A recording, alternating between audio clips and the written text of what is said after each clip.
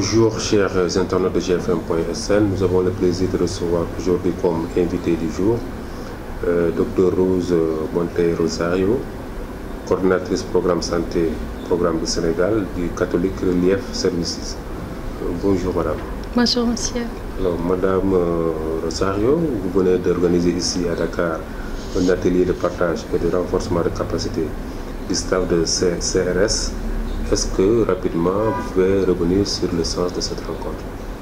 Merci beaucoup. Merci pour l'opportunité que vous nous offrez. Si vous permettez, je vais d'abord un peu présenter CRS. Même si CRS est au Sénégal depuis 1960, je pense qu'il est bon de le rappeler. CRS est une ONG américaine qui a été mise en place au lendemain de la Deuxième Guerre mondiale par les évêques des États-Unis, vraiment pour venir en aide aux plus vulnérables.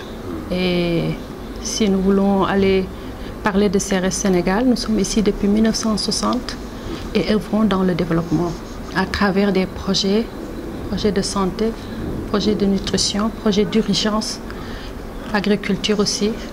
Et voilà ce que nous faisons un peu de façon ramassée ici. Au cours de cette semaine, nous avons eu à organiser cet important atelier sur vraiment le financement du Fonds mondial. CRS reçoit le financement de plusieurs bailleurs, notamment celui du Fonds mondial. Et actuellement, au niveau de 6 pays de l'Afrique de l'Ouest, nous sommes des récipiendaires principaux. Ça veut dire que nous recevons les fonds de Global Fund pour justement lutter contre les 3 maladies que sont le paludisme, la tuberculose et le VIH-Sida. L'objet de cette rencontre est un peu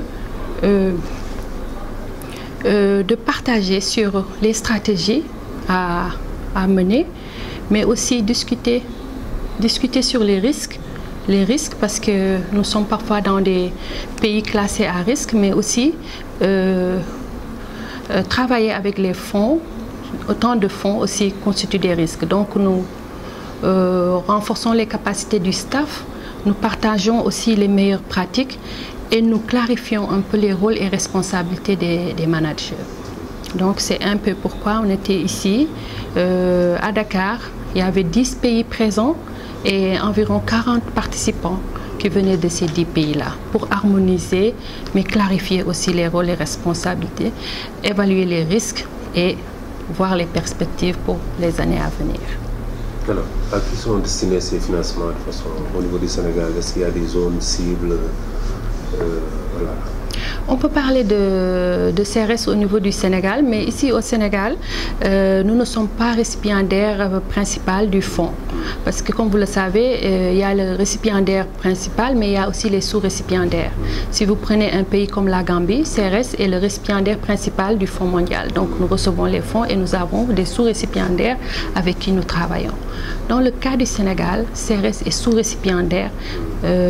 Quand on prend le financement pour la lutte contre le paludisme, nous sommes sous-récipiendaires de Intra-Health. Et qu'est-ce que nous faisons de façon concrète? Nous contractualisons avec des organisations communautaires de base, au niveau communautaire bien sûr, pour mener des activités d'information, d'éducation, de communication pour le changement de comportement. Et ces organisations communautaires de base, ils sont pour le compte de CRS dans 5 districts de la région de Tambacounda, qui sont le district de Koumpentoum, de Makacouli-Bantan, de Tambacounda, de Goudiri et de Djankémaha. Au niveau de ces 5 districts, nous avons contractualisé avec 50 organisations communautaires de base qui, durant les années à venir, vont mener des activités, comme je l'ai dit, d'information, d'éducation, de communication pour le changement de comportement en faveur vraiment des bonnes pratiques pour la lutte contre le paludisme. Okay, donc au niveau de la sous-région, avec les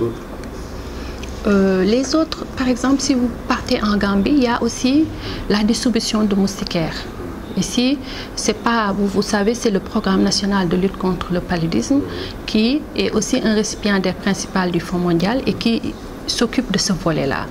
Et Intra-Health s'occupe du volet communautaire et nous, à travers Intra, menons des activités au niveau communautaire. qui sont des activités d'éducation et d'information. Mais en Gambie, par exemple, nous avons le rôle de distribuer les moustiquaires imprégnés à longue durée d'action. Et ça comporte beaucoup d'activités, notamment l'approvisionnement, la distribution, sécuriser ces intrants. Et vous comprenez pourquoi il est important parfois de tenir des ateliers comme ça pour mieux gérer. Quelles sont les perspectives? Nous avons partagé durant cette semaine les meilleures pratiques. Je peux peut-être parler ici de l'utilisation des TIC, comme on dit, qui est une innovation et qui a été très appréciée. Si on prend l'exemple par exemple du Mali, le Mali pour les activités utilise les NTIC pour tout ce qui est paiement. Et c'est rapide, c'est facile et c'est quelque chose qui a été apprécié, qui a été partagé. Vous prenez l'exemple par exemple pour la distribution de Milda, il y a un pays comme la Gambie qui a utilisé toujours les tablettes pour mieux identifier la cible mais aussi sécuriser la distribution parce qu'on ne pourra pas en ce cas-là recevoir 2 fois ni prétendre à deux distributions parce que tout est calé, informatisé, etc. Donc c'est les meilleures pratiques comme ça qu'on a partagées et vu que c'est les mêmes activités, certains pays peuvent apprendre d'autres pays pour mieux dérouler les programmes. Le dernier mot? Pour remercier l'ensemble des auditeurs ou téléspectateurs et puis dire que l'engagement de CERES a accompagné les pays et accompagné les communautés dans la lutte contre le paludisme, le VIH/SIDA et la tuberculose. Merci Madame Dr Rose Monteiro Rosario. Et je rappelle aux internautes que vous étiez l'invité du jour de IGFM.sn. C'est moi qui vous remercie. Merci.